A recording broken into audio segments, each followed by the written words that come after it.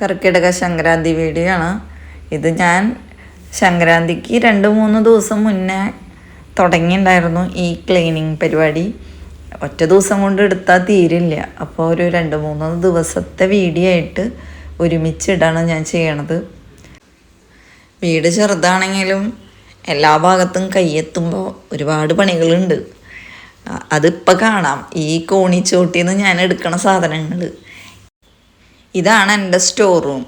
അതിനായിട്ടൊരു റൂമൊന്നും ഇവിടെ ഇല്ല.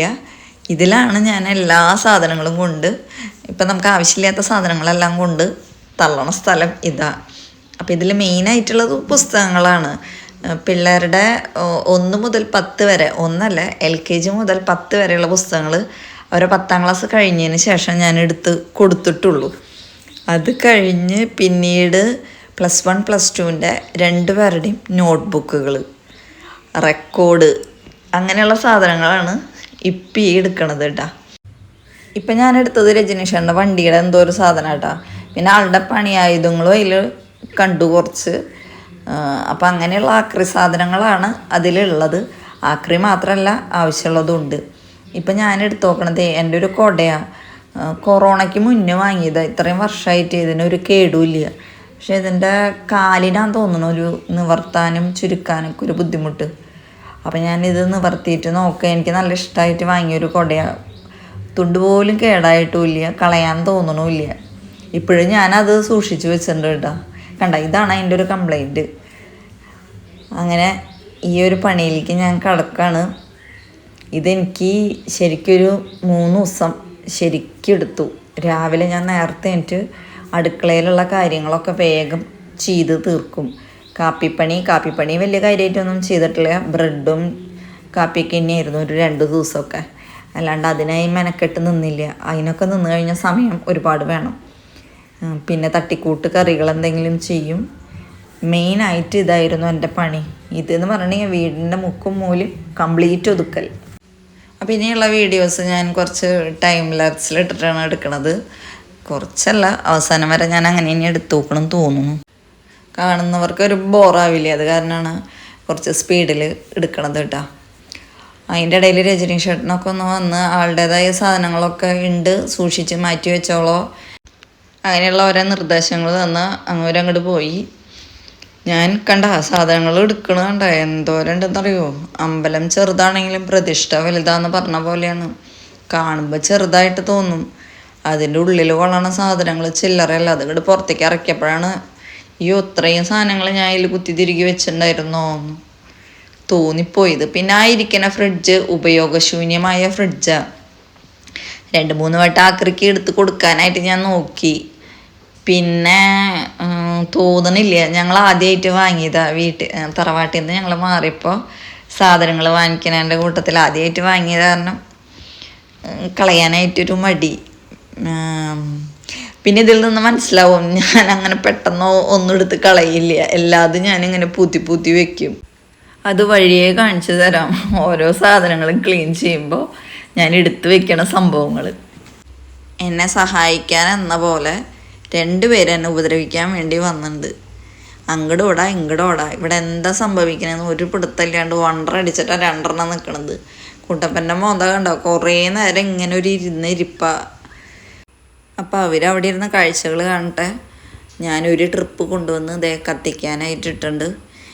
ഇതെന്തൊക്കെയായിരുന്നു എന്നറിയോ? ഇത് കുറേ പടം വരച്ചതിൻ്റെ, പിന്നെ പഴയ ക്വസ്റ്റ്യൻ പേപ്പർ, ആൻസർ ഷീറ്റ്, അങ്ങനെയുള്ള സാധനങ്ങളാണ് ഇപ്പം ഈ കൊണ്ടുവന്ന് കത്തിക്കണത്. ഞാൻ ഈ നിവർത്തി കാണിക്കണത് നെയ്ബിളാണ് കേട്ടോ. പണ്ട് ഞങ്ങൾ നെയ്ബിൾ എന്നാണ് പറയുക. ഇപ്പോഴുള്ളവർ നെയിം സ്ലിപ്പ്. എന്തൊക്കെ മാറ്റങ്ങളാണ്. ഞങ്ങൾ നെയ്ബിൾ എന്ന് കറക്റ്റായിട്ടും കൂടെ അല്ല പറയുക, നേബിള് ഇങ്ങനെയൊക്കെയാണ് പറയുന്നുണ്ടായിരുന്നത്. അപ്പം എൻ്റെ അവിടുത്തെ ആ കബോർഡ് ക്ലീൻ ആക്കിയിട്ട് എല്ലാതും ഞാൻ ഒരുമിച്ച് കാണിച്ചു തരാം കേട്ടോ. ക്ലീൻ ചെയ്ത് കഴിഞ്ഞിട്ട് അവിടെ നിന്ന് നേരെ സിറ്റ് ഔട്ടിലേക്ക് കിടന്നു. ഇതിൻ്റെ ഇടയിൽ പുറത്ത് വന്നടി നടക്കുന്നുണ്ട്. എൻ്റെ ഒരു പൂച്ചയും ആയിരിക്കണ വെള്ളപ്പൂച്ച കണ്ടില്ലേ, അതും ബ്രൗൺ, കണ്ണിൻ്റെ നേരെ കണ്ട ഇടി ചവിട്ട് തൊഴി. നമുക്ക് പിടിച്ചു മാറ്റാൻ പറ്റില്ല കേട്ടോ. ഞാനത് വീഡിയോ എടുക്കാനായിട്ട് നേരം കിട്ടിയില്ല. ഞാൻ മാറാലക്കോല് വെച്ചിട്ട് ഇതിനെ ഒന്ന് കുത്തി നോക്കിയപ്പോൾ ഈ മാറാലക്കോലിനെ പിടിച്ചു നോക്കണ കാണണം. അയ്യോ പുലിയായി മാറി പൂച്ച, ശരിക്കും പുലിയായിട്ട് മാറി. ഇപ്പം കണ്ട ഇപ്പം പാവായിട്ടിരിക്കുന്ന. ഞാൻ വളർത്തണ്ടെന്ന് പറഞ്ഞിട്ടൊന്നും ഒരു കാര്യമില്ല. ആ ഒരു മൂഡിൽ പോയി പിടിച്ചാൽ ഞാൻ തീർന്നു. അത്ര ദേഷ്യത്തിലായിരിക്കണേ. എൻ്റെ കുട്ടപ്പനാണെങ്കിൽ ഇവരുടെ കടിയും ഇടിയും തൊഴിയൊക്കെ കണ്ടിട്ട് ഈ കസേരയിൽ ഒന്ന് കാഴ്ച കാണാം. പാവം കുട്ടിയെ കുട്ടപ്പൻ. ഇത് പിറ്റേ ദിവസത്തെ വീഡിയോ ആണ് കേട്ടോ. രാവിലെ തന്നെ ഞാൻ ആദ്യം ചെയ്ത കാര്യം ഈ കർട്ടനുകൾ കഴുകി വിരിച്ചിടുക എന്നുള്ളത്. 2 ദിവസമായിട്ട് നല്ല വെയിലുണ്ട്. അപ്പോൾ ഒരു പ്രത്യേക ഉത്സാഹം വേഗം പുറത്തെ പണികൾ ചെയ്യാനായി. മിറ്റടിക്കലാണെങ്കിലും ഇങ്ങനെ വല്ലതും വെയിലത്തൊക്കെ ഇടാനുണ്ടെങ്കിൽ അതാദ്യം തന്നെ ചെയ്യും. അപ്പോൾ അകത്തെ പരിപാടികൾ കംപ്ലീറ്റ് കഴിഞ്ഞു. അകം ക്ലീൻ ആവില്ല എൻ്റെ കഴിഞ്ഞിട്ടുണ്ട് ക്ലീനിങ്. ഇനിയുള്ളത് അടുക്കളയിൽ ഈ കബോർഡ് മീതത്തെയും താഴത്തെയും ഫ്രിഡ്ജും പിന്നെ ജനലിൻ്റെ പൊടി തട്ട അങ്ങനെയുള്ളതാണ്. കാണുമ്പോൾ വിചാരിക്കും ഒന്നുമില്ല എന്നുള്ളത്. ഈ അകത്തെ പണിയിലും ഇരട്ടി പണിയെന്നും എനിക്ക് അടുക്കളയിലുള്ളത്. എല്ലാ പാത്രങ്ങളും കഴുകി വയ്ക്കണം. ഏകദേശം ഞാൻ അന്ന് പണികൾ കഴിഞ്ഞ് കുളിക്കുമ്പോൾ ഒരു 6 മണി 6:30 അത്രയും നേരം എടുത്തിട്ടുണ്ട് കേട്ടോ. അപ്പോൾ ഇതിനിടയിൽ മഹാറാലടിക്കലൊക്കെ കഴിഞ്ഞിട്ടുണ്ട്. അത് ഒരു ദിവസം എനിക്ക് രജനീഷേട്ട അടിച്ചു തന്നു. ഇയർ ബാലൻസ് ഉള്ള കാരണം എനിക്ക് മോളെ നോക്കിയിട്ട് ഇങ്ങനെ തട്ടാൻ പറ്റില്ല. അപ്പോൾ അതൊക്കെ ആൾ ചെയ്തു തന്നു. പിന്നെ ഇപ്പോൾ തന്നെ കബോർഡ് ഒതുക്കാനായിട്ട് സഹായത്തിന് ആൾക്കാരൊക്കെ ഉണ്ട് കേട്ടോ. എനിക്ക് കണ്ടില്ലേ, സഹായിക്കലും ബുദ്ധിമുട്ടിക്കലും ഒക്കെ ഉണ്ട്. ഞാനിപ്പോൾ ഈ കാണിച്ചു തരുന്നത് ഈ KFC വാങ്ങിയിട്ട് അതിൽ കിട്ടിയിട്ടുള്ള സോസുകൾ. പിന്നെ നമ്മൾ വേറെ എന്ത് ഫുഡ് വാങ്ങിച്ചാലും സോസ് കിട്ടുമല്ലോ.